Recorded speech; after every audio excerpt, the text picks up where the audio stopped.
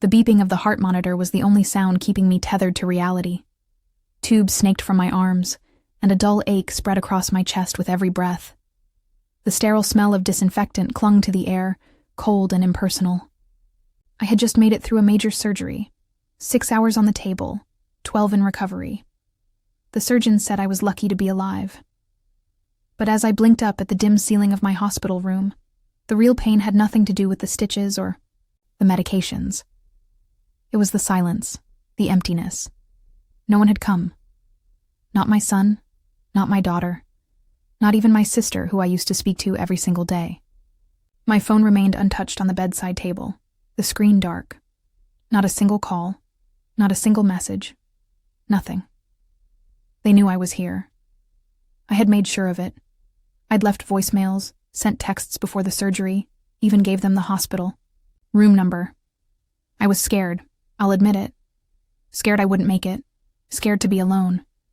And yet, alone was exactly how they left me. I waited.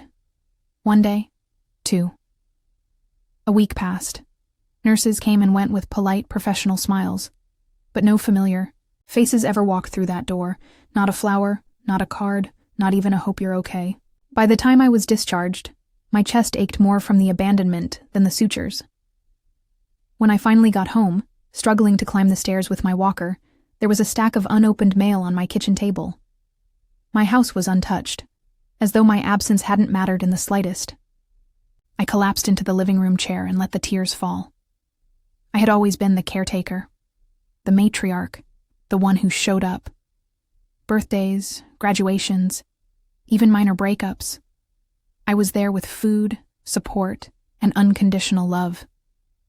But when it was my turn to need someone, they couldn't be bothered. A few weeks later, I sat across from my lawyer, going over the revisions to my will.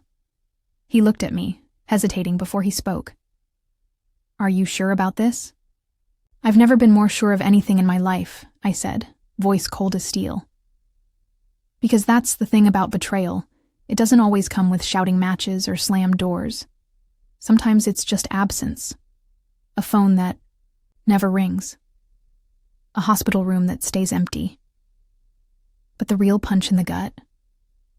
2 months later, I watched all 3 of them, my son, my daughter, my sister, file into the law office dressed in black, faces pulled into expressions of faux grief. I wasn't even cold in the ground yet, and they were already licking their lips, waiting to hear what I'd left them. The same people who couldn't find a moment to visit me when I was hanging on by a thread suddenly had all the time in the world to sit through a will reading. But oh, I had planned for this. They thought they knew me. They thought I was still the same old pushover, soft-hearted, forgiving, always giving, never asking for anything in return. They were wrong. Dead wrong. I watched their faces change, smiles fading, expressions tightening as the lawyer began to read. Page after page, detail after detail, it unfolded exactly as I had intended. And that, dear reader, is where this story truly begins. You see, betrayal is a quiet kind of death. But revenge is loud. I didn't grow up with much. My parents were factory workers who taught me the value of hard work, sacrifice, and, most of all, family. So when I had my own children, I swore I'd give them everything I never had. And I did. I worked 2 jobs for most of their childhoods, packed lunches with little handwritten notes, showed up for every school play, every parent-teacher conference, even when I had to rush over in scrubs and sore feet. When my sister Marlene's husband left her and she had nowhere to go, I didn't hesitate. I opened up my home. She lived with us for 2 years, rent-free, until she got back on her feet. I lent her money, supported her business, and stood by her side through every breakdown. But the thing about giving people everything is that they start to expect it. Worse, they start to feel entitled to it. My generosity became their baseline. And somewhere along the line, I stopped being a person to them and started being a resource. It started subtly, the way most betrayals do. Missed birthdays. Forgotten calls. My texts started getting one-word replies, or worse, silence. My son Jeremy used to call me every Sunday, like clockwork. After he got that big promotion and moved into the city, the calls slowed to once a month. Then once every few months. Then never. My daughter Elise fared no better. She only ever called when she needed something: babysitting, money for a down payment, help covering a surprise bill.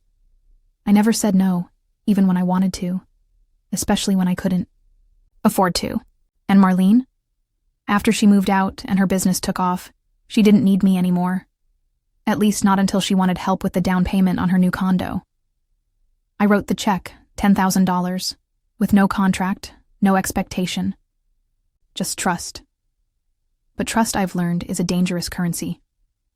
When I collapsed in my kitchen last year, dizzy, breathless, clutching my chest, I thought I was dying. Turns out I was halfway there. A heart condition I never knew I had. Emergency. Surgery. 6 nights in the hospital. And not one of them came. Not even after I got home. Not even when I called. "Oh, I was just so busy, Mom," Elise had said afterward. "You know how things are with the kids." Jeremy texted me 2 weeks later. "Glad you're okay. We'll catch up soon." Marlene didn't even bother with an excuse. And that's when it hit me. Something hard, something bitter. They didn't care. Not really. Not about me. Only about what I could do for them. I was disposable. Replaceable. Forgettable. The only time I saw them again, all together, was at my home, when they caught wind that my health was declining and assumed, like vultures, circling, that the end was near. They started making polite conversation, pretending to care. Elise even brought flowers. Jeremy offered to help with errands, and Marlene smiled too wide. They thought I didn't notice. They thought I was still weak, still desperate for their attention. But I wasn't. I had spent too many nights staring at the ceiling, wondering what I'd done wrong. Too many afternoons crying into the same hands that had once held theirs. I had worn myself out trying to be good enough, loving enough, useful enough. Until I realized something crucial. They weren't the problem. I was. I had taught them how to treat me. I had allowed it. And now, I was the only one who could unteach them. So, while they waited for me to crumble, I was busy putting something else together. Something stronger. Something final. And when it was done, I folded the pages carefully, sealed the envelope, and placed it in the lawyer's hands. "If they want a piece of me," I told him, "they're going to have to listen to every word." This wasn't just about hurt feelings anymore. It wasn't about a missed phone, call, or forgotten visit. It was about something far deeper, more dangerous. It was about the erosion of everything I had built, my family, my legacy, my very sense of worth. See, people think betrayal is a single moment, a knife in the back, a loud argument, a dramatic walkout. But that's not how it works. Not really. Betrayal is quiet. It's incremental. It starts with one moment of silence, then another, until you're screaming inside and no one even notices. They didn't just abandon me emotionally. They stripped me of dignity. As I recovered from surgery, I realized how vulnerable I truly was. I needed help. Real help. Groceries, rides to appointments, someone to sit beside me when the nights got too long and the fear too loud. And where were they? Gone. Too busy. Too tired. Too distracted. But not too busy to post selfies at brunch. Not too tired to attend parties or vacations. Marlene went on a Caribbean cruise 2 days after I got home from the hospital. Elise hosted a wine night with her friends. The same weekend I had a post-op scare and spent 12 hours in the ER, alone. And Jeremy, he was in Italy. I saw it on Instagram. A full album of sun-drenched villas and cocktails beside infinity pools, all captioned with things like, "Grateful for this beautiful life." Not once did he message me while I was recovering. What did all of this mean? It meant I had poured decades of my life into people who never planned to pour anything back. It meant that when the day finally came that I couldn't take care of myself, I had no one to rely on. Not really. It meant that everything I had worked so hard for, every dollar saved, every sacrifice made, was at risk of ending up in the hands of people who didn't love me. Not truly. Not in the ways that matter. You don't realize how much you've been carrying until you fall, and no one offers to pick you up. And I had carried them all. Their debts, their emotions, their problems. I had excused bad behavior under the guise of family loyalty. I had stayed silent when they dismissed me, disrespected me, discarded me. I told myself it would change, that they would grow up, that I had to be patient. But patience is no substitute for respect. And love, without respect, that's just manipulation dressed up in pretty words. There's something shattering about seeing your own blood, your own flesh, look right through you like you're furniture in a room they've outgrown. And worse still, watching them circle like hyenas, sniffing for what's theirs the moment. They think your time is up. That will reading. Oh, I knew they'd come. I knew the second I closed my eyes for good, they'd crawl out of their holes and dust off their fake tears. Because if there's one thing they cared about more than me, it was money. They assumed they'd get it all. They assumed I hadn't changed a thing. They assumed wrong. You see, it wasn't about revenge for the sake of being petty. This was about justice. It was about ensuring that my legacy, the life I worked for, bled for, wouldn't become their next entitlement. I didn't want my hard-earned estate to fund Jeremy's third luxury car, or Elise's overpriced yoga retreats, or Marlene's next flashy renovation. I wanted it to mean something. I wanted it to go to the people who were there. The nurse, who held my hand during the worst of the pain. The neighbor who brought groceries every week without being asked. The charity that gave free rides to medical appointments when no one else would. They deserved it. Not because of blood, because of loyalty, because of love, because they showed up. And that's what this story is really about. Not revenge for the sake of vengeance, but karma served cold, in silence, with receipts. They thought I'd die quietly. They thought they'd win by default. But they forgot one very important thing. I always finish what I start. I didn't get angry. Not in the way they expected. There were no screaming voicemails, no dramatic ultimatums. Just silence, just distance. While they carried on with their lives, blissfully unaware, I was making quiet moves in the background. It started with my will. I'd had one in place for years. Basic, traditional, the kind you make when you assume your children will grow into decent adults. Everything split evenly. House, savings, investments. It was simple. Too simple. But now, it needed teeth. My lawyer, Mr. Ridley, had been handling my affairs for nearly a decade. A cautious man, always by the book, but even he raised his eyebrows when I showed him the new distribution. "You're sure about this?" he asked, tapping the edge of the legal pad. "Absolutely." We went over every detail. I removed Jeremy, Elise, and Marlene from the primary asset list. Instead, I left small, symbolic amounts. Amounts that would make a point, not a profit. Jeremy would get the old recliner in the basement, the one he always said was an eyesore I should throw away. Along with it, a single dollar and a letter. Elise would receive my worn-out recipe box. She used to complain about how my cooking was too old-fashioned, so I figured it was poetic. Marlene would inherit a framed photo of us from when she first moved in with me, taken before things soured. A reminder, not a reward. But the real plan, the part that made me smile as I recovered in silence, was what I did with the rest. I set up a scholarship fund in my name at the local community college, dedicated to single mothers returning to school.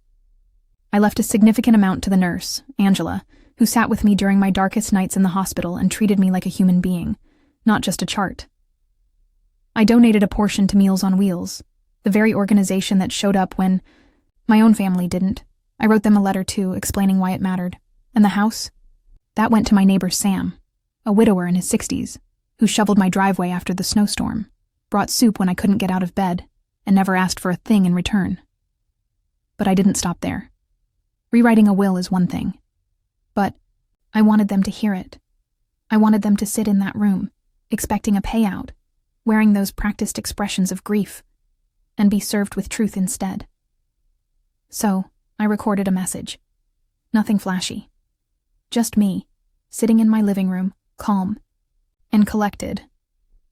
"I know why you're here," I began, looking directly into the camera. "You weren't here when it mattered, but you're here now. You came for what you thought you were owed. Let me explain why you're leaving empty-handed." I went on to list the moments they failed, not out of bitterness, but out of clarity. I talked about the silence, the absence, the way they made me feel like a burden when I needed help the most. I ended the video with a smile. I hope this serves as a reminder that people remember how you treat them when they're at their lowest. That's when character shows. And if you're watching this, well, yours did. Mr. Ridley agreed to play the video during the official reading. And just to ensure there were no legal loopholes, I attached everything with an airtight no contest clause. If they challenged it in court, they'd forfeit even the symbolic scraps. I left nothing to chance. Because this wasn't about being vindictive. It was about taking control. About leaving behind something that actually mattered. Something honest. Something intentional. They had taken for granted the woman I used to be. The giver. The fixer. The quiet one. But the woman they overlooked in that hospital bed, she was gone. And the one who replaced her? She was ready. There's a quiet power in planning while others underestimate you. While they went on with their lives, making assumptions, I moved like a shadow, carefully, deliberately, and always a step ahead. I started by documenting everything. Not just legal paperwork, but personal receipts too. The unanswered texts. The ignored calls. The dates and times I reached out. I printed copies and kept a journal. Not out of pettiness, but clarity. Because memory fades, but paper doesn't lie. Then I requested my full hospital records. Every surgery note, every post-op follow-up, even the admission log from the emergency room. It sounds excessive, maybe, but I wanted a clear, undeniable picture of just how serious my condition had been. I wanted to remember, not just for them, but for me. Proof that I hadn't imagined the silence, that it really was as bad as I remembered. I reviewed my finances next, line by line. I traced every loan I'd ever given Marlene, every transfer I'd sent to Elise, every short-term deposit into Jeremy's business that somehow never came back. I wrote it all down, with dates, amounts, and descriptions. Decades of quiet, giving, laid bare in black and white. Once I had it all, I met with Mr. Ridley again. We drafted airtight clauses, no wiggle room, no he said, she said. If any of them tried to contest the will, they'd receive nothing. If they tried to challenge the trusts, the funds would be redirected to backup charities.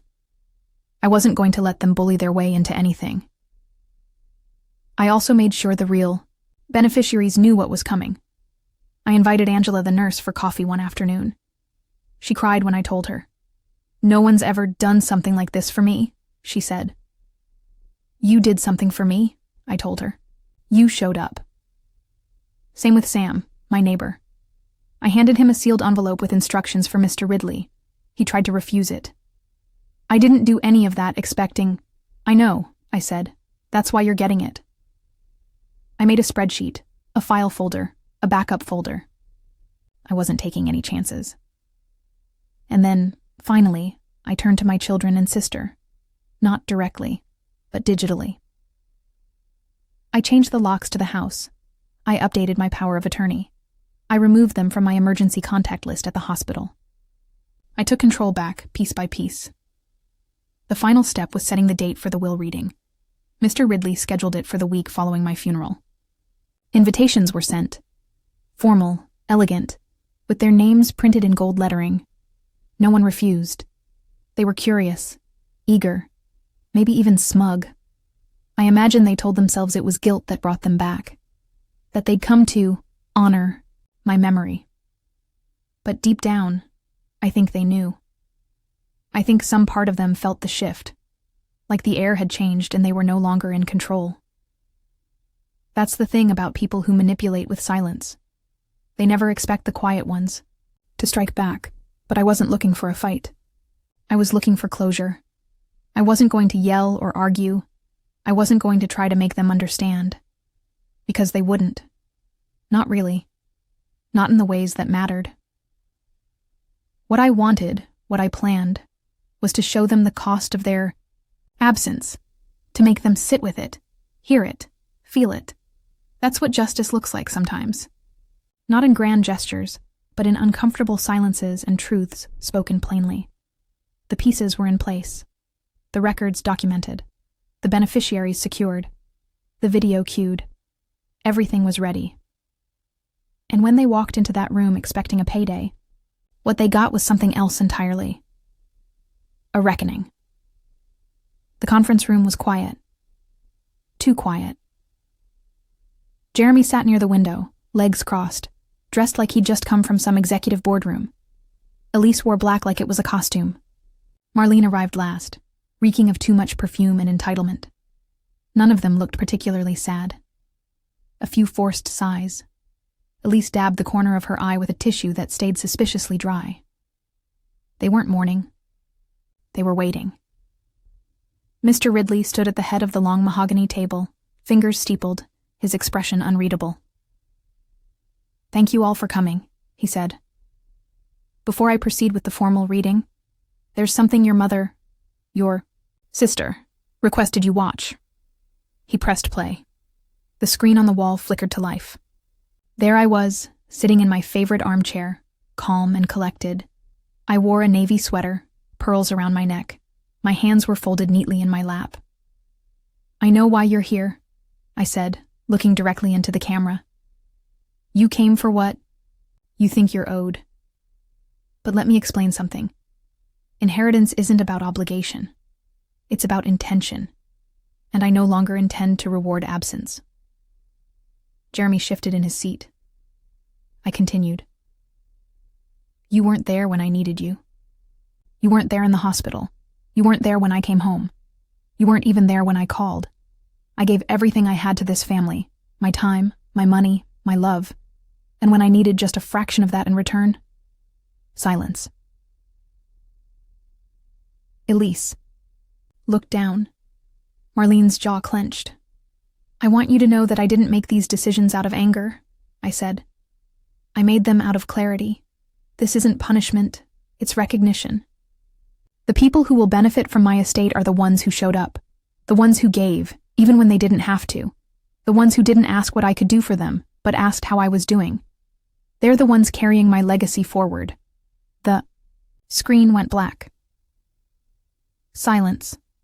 Then Mr. Ridley began reading the will aloud. "To my son Jeremy, I leave the leather recliner in the basement and $1. May it remind you of everything you ignored while chasing more." Jeremy's face flushed. "What the hell is this?"